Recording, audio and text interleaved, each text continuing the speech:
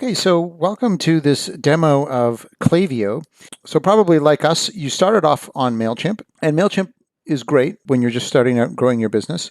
And even for an e-commerce business, it integrates really nicely with Shopify, which is the platform we use. But for us, we got to a certain level where we were looking at, segmenting our audiences a little bit more. There was certain segmentation we couldn't do. And I started reading about Klaviyo. And Klaviyo is built for e-commerce stores, and it integrates very deeply with Shopify. Because it's so neatly tailored to e-commerce, it allows you to do some things that MailChimp doesn't. Now, it is a little bit more complex than MailChimp, at least in the beginning. And MailChimp, to its credit, has, I think, tried to keep itself simple and streamlined, at least at the top level. Just they want to maintain that perception of simplicity. But Klaviyo allows you to do some things in some ways in a more straightforward fashion. Now, this increased power does come at a cost, and I'm going to make a ballpark estimate that basically whatever you're paying for MailChimp, Klaviyo is going to be about twice as expensive for the same number of subscribers. And in fact, there is no real there is a free trial for Klaviyo, but it's really just kind of more like a demo mode. So be prepared for that. But I can say that Klaviyo, if you're willing to invest the time, you can squeeze a lot more out of your list once you have a decent sized list, obviously, with a platform like Klaviyo. It just gives you a lot more flexibility and allows you to target on a much more granular level. So the return is definitely there. But let me walk you through some of the features, and you can decide for yourself, and I'll show you what we've done with it. Okay, so here we are in the Klaviyo dashboard, and this gives you an overview of recent performance. And over here you have your campaigns, flows, email templates. I'll get into those in a minute. Now, one of the biggest differences is the way lists are handled in Klaviyo. So in MailChimp, I mean, you may have more than one list, but really, typically you'll have one list associated with one website. If you don't do that, it gets really messy very quickly. It's not recommended, and typically you're using a list and then groups and or tags to organize subscribers within that list. Whereas with Klaviyo, you have a lot more flexibility because you have multiple lists. You're not going to be charged multiple times for a subscriber who's on multiple lists. It's all under the same account. Now, one drawback is because we have two sites, we actually need two Klaviyo accounts, which sounds worse, but we were able to negotiate a discount, and frankly, it does help to keep things segmented that way. Whereas in MailChimp, we were able to attach both of our stores to a single account, but then we'd have to be very careful about how we separated the two regions, Canada and US. So you have much more flexibility around lists and list creation and segments inside of Klaviyo rather than being stuck with one list. So let me just look at create a campaign. So similar principle to MailChimp. So a campaign is a one-time broadcast. And so we can just create a test campaign here. And you can organize your campaigns as well. It's a nice little folder action here. I think MailChimp has something similar. And then you can choose from any number of your lists. Now you can see I have a ton of lists and segments that I've created. I happen to have one called Everyone. If this was going to be, say, we have segments in here. So one of our segments is expecting new mom who hasn't purchased. You might be interested in our diaper bag products. So that's a fairly small segment. And there's some other features here. Smart sending. It won't send things to people in the last 16 hours. So like MailChimp, you can build templates and save templates. You can use templates that they have created for you. So they have a lot of nice looking templates you can select from. And we also have a lot of our own templates here that we've created. So I'll just select one here since this is a diaper bag one. So I just want to show you the design interface here. So again, similar principle to MailChimp. You have the campaign builder. However, I do find there's some features in Klaviyo that make things a little bit easier. So first of all, there is a header link bar, which is very common. I already have one in this email, but it's this one thing here. So you can actually drag that over, and it'll ask you, your logo stacked, and then add your links to different areas of the site. So that's handy. Even better than though is that you actually have what's called a saved section.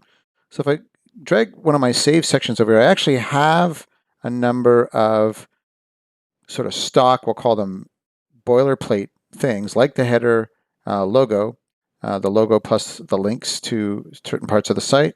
So I can just place that in there like that, and I can do that in any email. So a little more flexibility. It does have dynamic product feeds like MailChimp, and the integration with Shopify is excellent.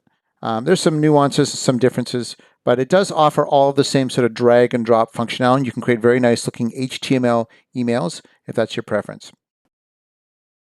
Okay, so I'm back in the lists and segments section here. I just want to show you how granular you can get with your lists and segments, and even use them really to perform analytics and analysis of how to value your different subscribers. So for instance, I might want to create a segment based on a lead source. So for instance, people who sign in through an opt-in form, or maybe we actually have a contest opt-in form. So, it tends to be slightly lower quality than, say, our just our general opt-in form, just because it's a contest. So I might want to look at the value of those people.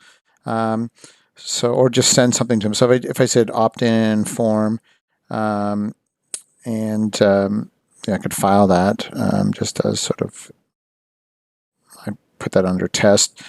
And so then I've defined it. So the properties about someone, so I would look, for instance, at there's a ton of properties here. You can do custom properties. In this case, we're looking at the lead source. So the lead source is opt-in monster. So that's the form. And I could create more granular ones if I wanted.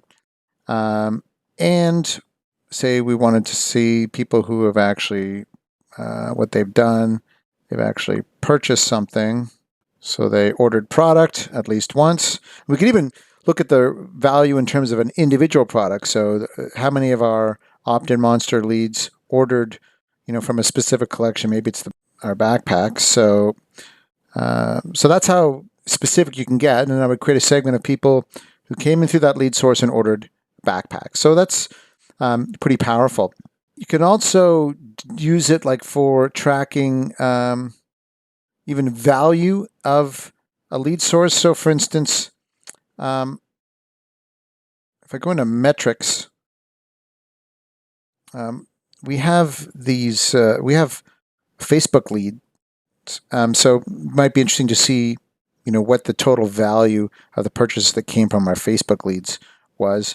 So in this case, this is where it gets a little tricky and complex, but I'd have to go into ordered product, I believe, and then I think it's click best people.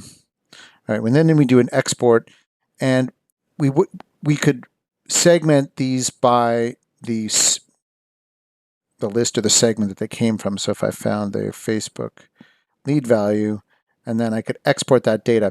So it's not all inside of Klaviyo. So sometimes you have to, massage things and move them around. But again, it's pretty powerful. I can see exactly how much those leads were worth from that specific promotion. So that'll add an order value in the CSV that's exported. So I won't wait for that. Okay, let's talk about flows. So flows are basically, your automations, what you would call maybe a drip sequence. And you can set up, there's a lot of them that are pre-programmed in Klaviyo that you can then edit. So an abandoned cart. There's a back in stock feature, so you can actually integrate it with your site so that if a product is at 0, but you're planning on getting a replenishment, you can have people fill out a form and it'll automatically email that person when the inventory becomes positive again. So that's pretty cool. You can set up custom flows. So we have a birthday one, and we even have it for like different kids. So it's just a couple emails that go out and so it's triggered by a birthday. We have a win back. We also have sort of our standard custom segments. So yeah, here, let me drill down into that. So we have like our new subscriber sequences. So try and segment people when they first join the list. We're pretty good at that. Not all of them do, so they end up in this sort of unsegmented flow. But these are sort of custom flows, and they have like sort of 11. There's 11 to 12 emails in each flow, and there's a drip campaigns. You can do a similar thing in MailChimp, but the segmentation is trickier to set up. And in some cases, you can't do it by purchase activity. We also have a post-purchase flow. So, I mean, it's a lot of work setting all of these up. But again, if you're at that level where you're really looking to drill down and do more segmentation with your list, Klaviyo makes it a lot easier, and it's really built for that kind of thing. So I'll show you actually. They have a visual flow builder as well, which is kind of neat. So here's the trigger. So the trigger is when someone joins a specific list or segment that I've set up. So that's a custom segment. There's some parameters that I place around, how they got in and what they've indicated or what actions they've taken. So they end up in that segment, and then they get this flow, and I can put 4 days. I can apply filters to each individual email. So for instance, if they've already received this in another flow, or they are part of another segment at one point, I can add filters to that, so they haven't received this email. So there's a ton of flexibility there. So this is a whole flow that will they'll go through unless they make a purchase, at which point you can even have conditional logic. So you could add at the end, you could add, let's see, you could add a conditional split here. So it's similar to, I don't know if you've used Infusionsoft, it's similar to that. They've got some sort of visual flows here, and you can create some conditions around that. So purchase something, didn't purchase something, opened X number of emails, or opened a specific email, you could put them into a different sequence from there. So that's pretty powerful. But again, there's an investment to set all that up. What else can I talk about? Data feeds. So again, this is a way you can build data feeds that become dynamic feeds that you can put into emails. So for instance, if you wanted to do kind of a send something out to a customer that hasn't been back to the site in a while and just want to do kind of a dynamic most popular products, you can create a feed, add a product feed that was based on sort of popular products first, including all categories, and you could just create that popular product feeds. It's automatically going to put those into the email, and you can lay that out. I won't get into all that. Sign up forms, I won't go into all that, but there's a lot more flexibility than in MailChimp.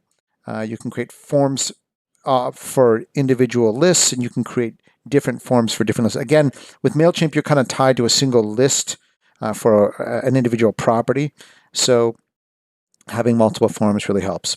Should also talk a little bit about how how the profiles are organized as well. So you can really see granularly what someone has done. I'm just going to look for myself here so I don't.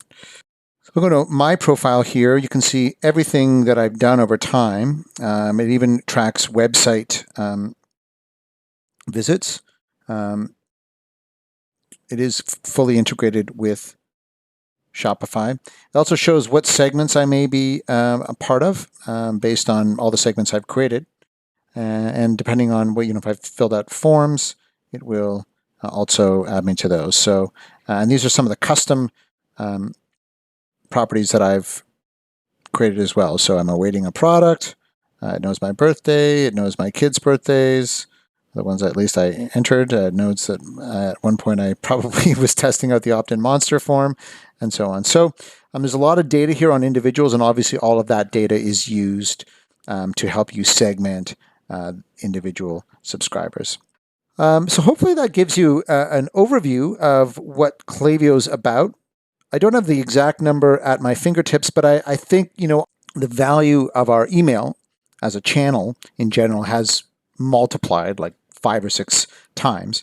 And part of that is because we're putting a lot more work into it. There was a greater investment, and it just also came with the platform. The platform allowed us to do a lot more detailed segmentation and build all of that out in a comprehensive way. So I hope you've gotten something out of this. If you have some questions, just leave a comment at the bottom of this post.